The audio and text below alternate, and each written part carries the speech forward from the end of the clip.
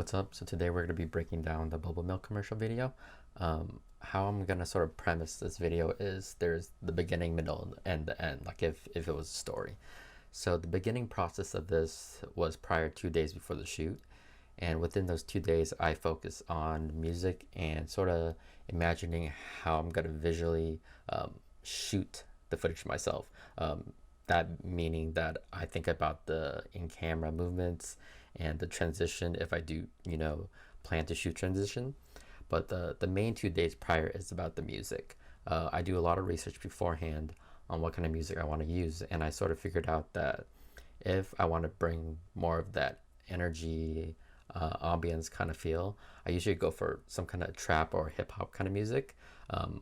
If I do film, more emotional commercials, I'll look more for the acoustic, cinematic orchestra kind of music. So for this one, as you heard, it's a very heavy trap beats and a lot of chimes and that kind of stuff. So it keeps people engaged because the way I wanted to shoot this was more intense. A lot of the commercials I saw on YouTube for just like any boba shop was very like calm, and it was very generic. It was all the same kind of process. So I already knew coming in that I wanted to shoot this a lot differently.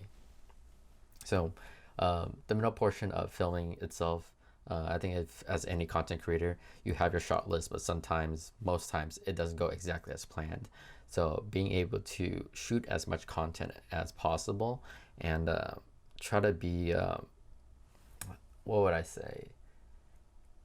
Not wasteful, especially when I shoot a lot of restaurants or food kind of commercials. I don't want to waste food, especially if it is a smaller business. And so I'm always conscious of how can we redo the shot, and because when the process of making food itself, right? If you're the restaurant owner, you're making it as quick as possible because that's what you're regular to. But when it comes to the filmmaking process of it, you really have to break down shot and sort of stage each shot a bit differently and really slow it down so you can capture those moments, especially if you're shooting on manual. And being a drink shop, shooting a camera on manual is a bit more difficult because if you miss a shot, you sort of have to redo the whole thing because when I'm manually adjusting the lens itself, sometimes I don't catch the perfect focus of the liquids being poured in. An important note to mention is I use 32 to 64 gigs of RAM on my PC. I used to use 16 gigs of RAM using Premiere Pro, and I would get a lot more crashes. And if you're thinking about upgrading your camera or filming at a higher resolution, I really recommend getting extra gigs of RAM because it helps with the whole processing time of sequencing everything together, and it just makes your PC a much happier kind of thing. So we're gonna jump in Premiere Pro now.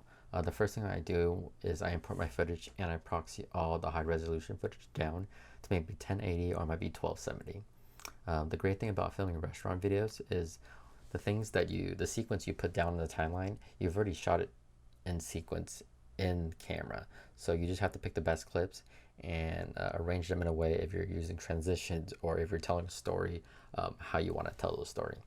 For this type of video, the first clip that I usually put down in the timeline is very neutral, especially if I know I'm going to slowly hype up the video and then bring it back down.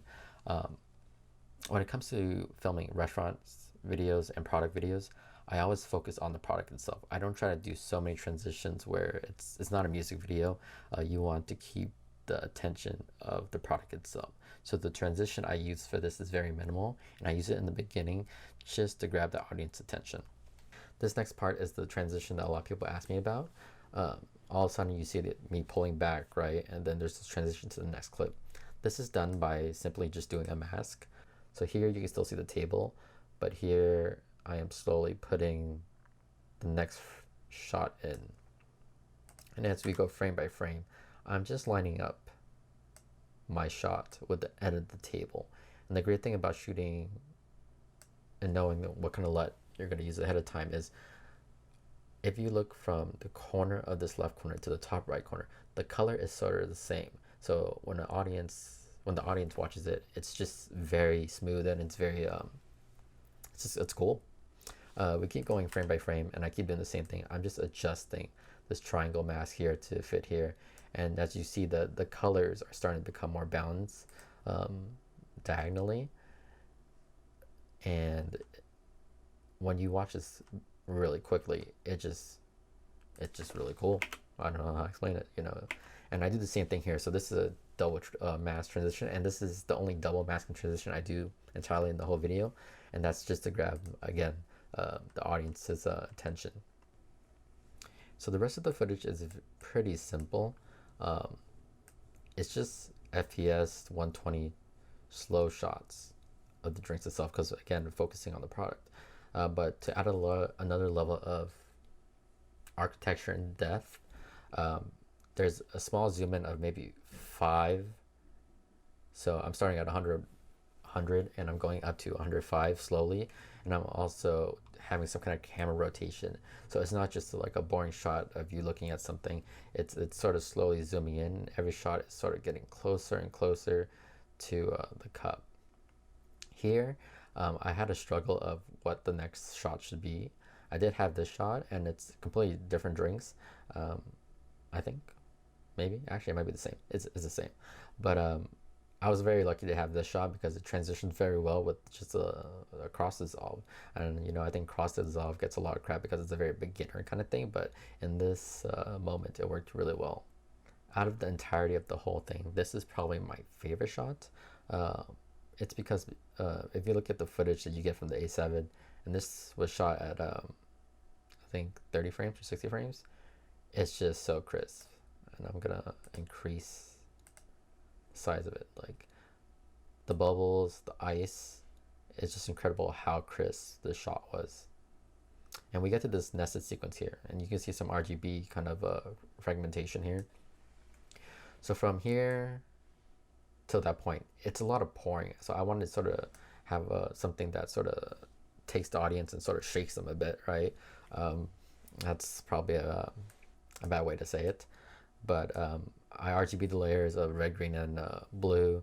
Top layer shifted a bit, and I actually keyframed it, and so that's why it has this kind of glitch effect. Sound effects in your video is very important.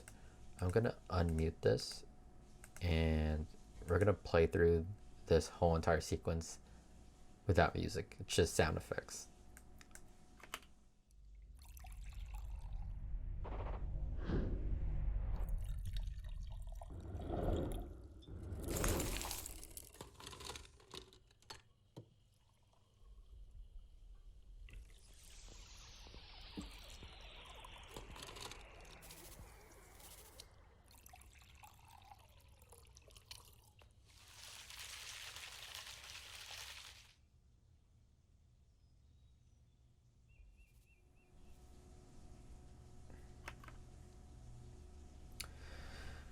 So the point of sound effects is to bring the audience in, right? So to get people more focused. So the first couple sound effects I do use are generically very hype. There's a build-up here that I use. This is the clip here, and you can see that I'm raising the volume slowly. It's sort of just echoing ambient sound of building up hype right before the beat drops. I really focused on the ice portion of here because I really want to emphasize that sound, because the sound of ice is very unique in itself. And so here I'm layering almost 4 or 5 different ice samples, and it's the ice machine running itself, ambience of the restaurant, so like the mechanical of the, like vents and that kind of stuff, an ice machine running, I think I already said that, and the ice scoop itself. And then the ice being poured here sort of finishes off this auditory kind of sequence of the icing, because I wanted, like I said, in this scene, I want to be able to separate the drink footage, the ice, and then back to the drink. And everything from here is just pouring sequences that I've sampled from just different drinks. And I think the most important part of sound is making sure your sound makes sense.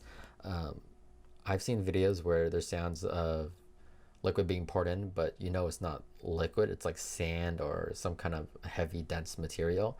I think it's really important that you match and take the time to find those sound effects that actually make sense. You know, no cutting corners. So I think the next portion is color grading.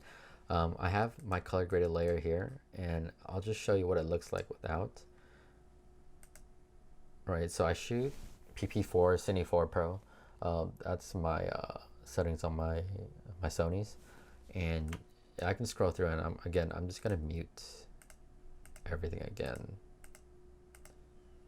But the color is very different, especially from this scene here. You can see that the walls are less concentrated in orange and blue, and as we sequence here, the T itself is sort of a flat color. And I shoot in this profile specifically and not S-Log. I know S-Log you'll get more dynamic range, but you know, I just don't like messing with S-Log footage. I think it's a bit harder to grade it. For someone that films and edits all in the same day, I want to be able to film in a picture profile that I'm comfortable with.